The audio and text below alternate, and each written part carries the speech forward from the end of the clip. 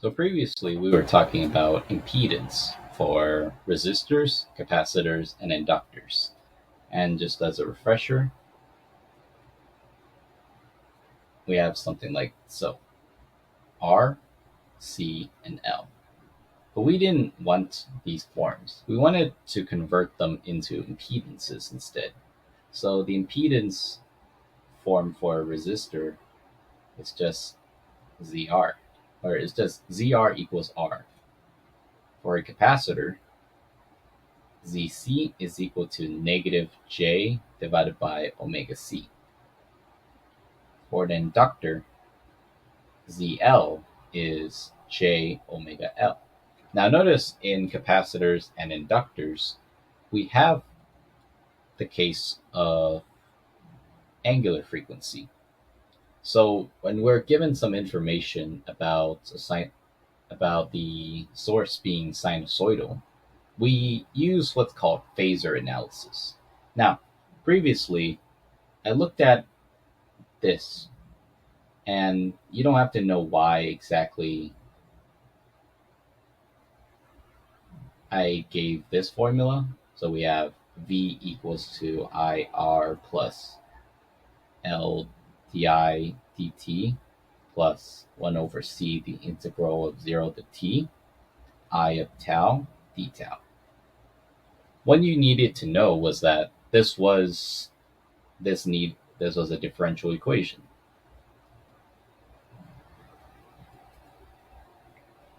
Now, generally, without Laplace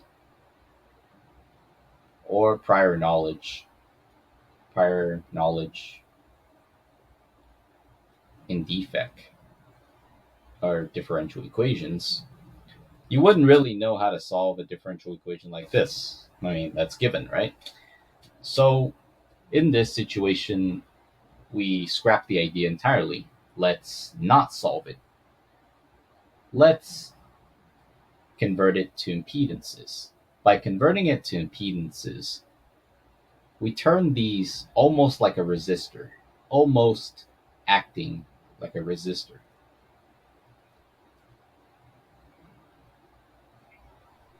So that in the event when we convert them for an alternating signal, and keep in mind, it has to be for phasor, it has to be alternating.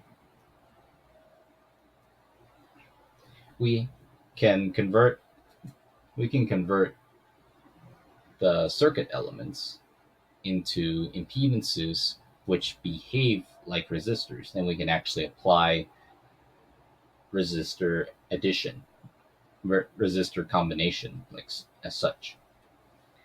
Now, for all this, let's probably talk about phasor. So, phasor analysis is an alternative approach.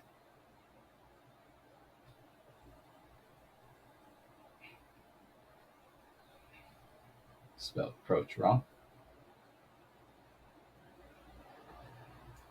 To differential equations that, under the condition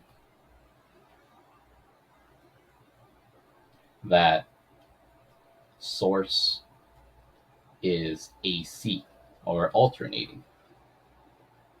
So if we had a sinusoidal source, then we can use phasor analysis. If we didn't have a sinusoidal source, we can't use phasor analysis. That's as simple as it can be. And if we had a signal that was kind of weird, generate was generating like a really weird kind of signal, maybe like this, for example, we can't really use phasor at all. That requires a more general method called Laplace transformation, which we're going to omit for the scope of circuit analysis 1. Okay, for phasor, it allows us to take circuit elements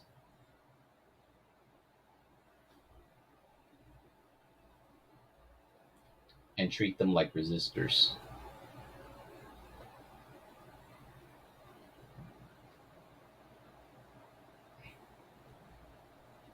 using impedance.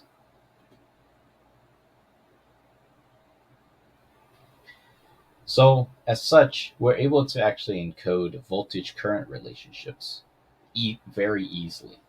So, let's say we had a sinusoidal source.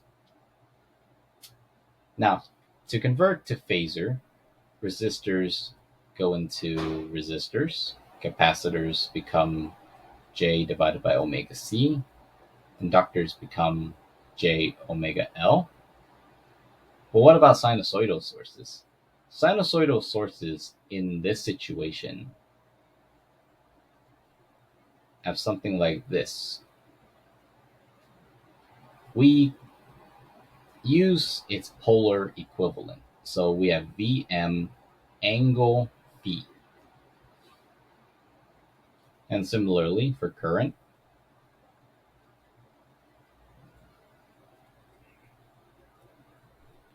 so I'm going to call this phi V, and this is phi I.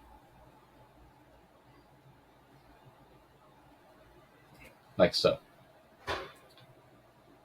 So in phasor, we use this form, we use polar form, and for circuits, we use impedance. So if we had something like this, for example, right away, R negative J divided by omega C, and then J omega L. And this one, let's say, is VM, VM, VV. Right away, because this is now treated like a DC source, we can just say Vm angle phi is equal to R plus J omega L minus J omega C divided times I of M, for example, or just times I. We describe this as Z, or impedance. And this angle, let's say, was VI, just to make our point. If we kind of say that VV is VI, then we have VM equal to IMZ. Look at that. We have another version of Ohm's law. And just like that, we've kind of shown that by using impedances, you can turn capacitors and inductors into quote unquote resistive elements that we can combine together with resistors, and we can perform what's called phasor analysis. So the idea of phasor analysis, just as a summary, phasor, convert AC and corresponding circuit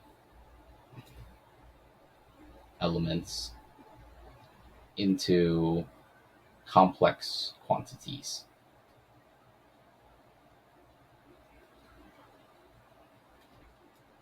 And if you have understood your DC source analysis, such as nodal mesh superposition, source transformation, by converting it to phasor, we're able to use those methods.